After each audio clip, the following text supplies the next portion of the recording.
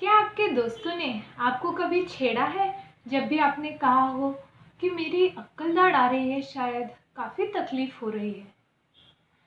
जी हाँ, आज हम बात करें अक्ल दाढ़ के बारे में। Hello friends and welcome back to my channel dental hood.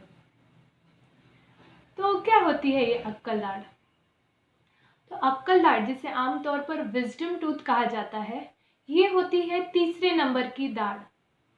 ये दाढ़ आती है 18 से 23 साल तक की उम्र में। आमतौर पर ये दाढ़ अगर सीधी हो तो ये आराम से, जैसे आपके बाकी की दाढ़ आ चुकी है, वैसे आ जाती। प्रॉब्लम तब आती है जब आपकी अक्ल दाढ़ टेढ़ी हो या फिर वो हड्डी के अंदर फंसी हुई हो।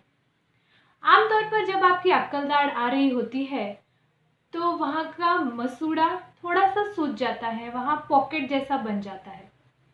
तो इस पॉकेट में खाना फंसने की वजह से कभी कभी खून आने की शिकायत होती है, या सूजन आती है, या पस भी हो सकता है। अगर आपकी अक्ल दाढ़ इस तरह से दिखने लगी हो लेकिन उसके ऊपर मसूड़ा थोड़ा बाकी है और वो बार बार सूजता है, तो उस मसूड़े के टुकड़े को हम ओपर्कुलम कहते हैं। यहाँ आप देख सकते हैं, जो कि मसूड़े की फ्लैप होती है, और इसे कट करके निकाल दिया जा सकता है, जिसे ओपर्कुलेक्टमी कहा जाता है। इससे ये गम की प्रॉब्लम सॉल्व हो सकती है और आपका दांत पूरी तरह से बाहर मुंह में आ जाता है। इस प्रॉब्लम से आराम हो सकता है दवाइयों से, प्रॉपर क्लीनिंग से, और नमक पानी के गरारों से या वार्म वाटर से गार्गलिंग करने से। तो क्यों निकालनी पड़ती है अक्ल दाढ़? अगर आपकी अक्ल दाढ़ सीधी है तो ये नॉर्मली आ जाती है, या आपको तकलीफ नहीं होती। जब अक्ल दाढ़ टेढ़ी होती है, यानी कि एंगुलेटेड, जैसे यहाँ एंगुलेटेड होती है, या पूरी हॉरिजॉन्टल होती है, यानी कि पूरी हड्डी में ये फंसी हुई होती है, तो इसे निकालने की ज़रूरत पड़ सकती है। तो आप कहेंगे कि ये जो सूजन है, ब्लीडिंग है, ये तो दवाइयों से आराम पड़ जाता है, लेकिन ये प्रॉब्लम जब आपकी दाढ़ टेढ़ी हो तो ये हर 15 दिन में, हर एक महीने में ये प्रॉब्लम होते रहता है। तो इसका एक अच्छा सोल्यूशन यही है कि आप ऐसी दाढ़ को निकलवा लें। तो आप कैसे जानेंगे कि आपकी अक्ल दाढ़ टेढ़ी है?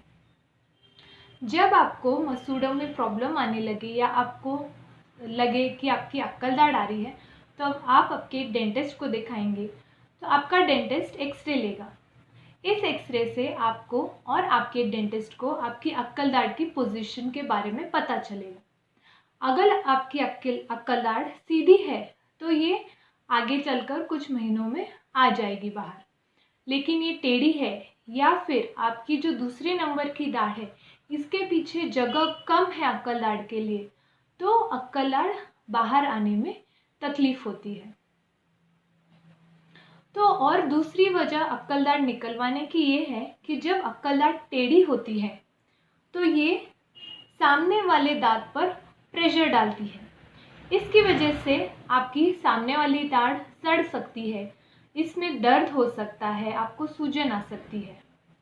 और एक प्रॉब्लम ये है, अगर आपकी अक्ल दाढ़ टेढ़ी है तो इससे बार बार आपका गाल चबाने में आता है। इस वजह से बार बार छाले हो सकते हैं और आपको खाने में तकलीफ हो सकती है। तो इन कुछ कारणों की वजह से अक्ल दाढ़ निकलवाना ज़रूरी हो जाता है। तो कैसे निकाली जाती है ये अक्ल दाढ़? घबराइए मत, ये कोई बड़ी सर्जरी नहीं है। अगर आपकी अक्ल दाढ़ पूरी तरह से मुंह में आ चुकी है, एक नॉर्मल दांत की तरह, तो इसे नॉर्मल एक्सट्रैक्शन से निकाला जाता है। जैसे आपका नॉर्मल दांत जो कीड़ा होता है वो जैसे निकाला जाता है, वैसी ये भी निकाली जाती है। लेकिन अगर आपकी अक्ल दाढ़ टेढ़ी है या पूरी तरह हड्डी में फंसी हुई है, तो एक छोटी सी सर्जरी करनी पड़ सकती है। इसके लिए आपको पहले एनेस्थीसिया दिया जाता है, लोकल एनेस्थीसिया, जैसे आपको नॉर्मल एक्सट्रैक्शन में दिया जाता है। इससे आपके गाल, ज़बान को सुन्न किया जाता है। जब पूरी तरह से वो भाग सुन्न हो चुका होता है, उसके बाद एक छोटा सा चीरा या इंसिजन दिया जाता है मसूड़ों पर। इसके बाद मसूड़ों को दांत से अलग किया जाता है, जिसे कहते हैं फ्लैप रेज। इसके बाद अंदर की हड्डी को थोड़ा सा कट किया जाता है ड्रिल मशीन से। इससे दांत लूज होता है। अगर दांत पूरी तरह हड्डी में इस तरह से फंसा हुआ होगा तो हड्डी को थोड़ा सा ड्रिल करने के बाद दांत को भी कट करने की ज़रूरत पड़ सकती है। तो इस तरह दांत को लूज किया जाता है और निकाल दिया जाता है।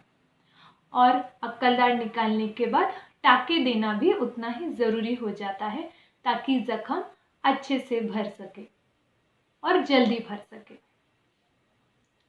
तो चलिए, मैं आशा करती हूँ आपको कुछ आइडिया आ गया होगा अक्कल दाढ़ के बारे में और इसे क्यों निकालना ज़रूरी है।